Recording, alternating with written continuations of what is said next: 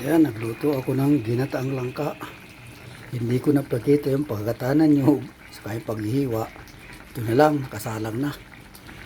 Malapit nang maluto to. Kasi hirap nang walang magbibideo eh. Hirapan ako eh. Kaya yan. Inano ko na lang yung naisalang ko na.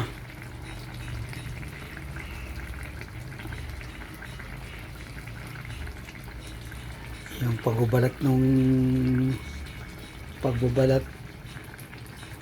pagbabalat nitong langka di ko na pinakita. Ginawa ko na lang ngayon na lang yung maluluto na, pati yung pag-isa di ko na pinakita.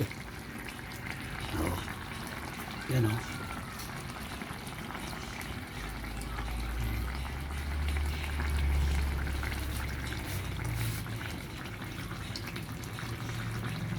Yan. Okay na.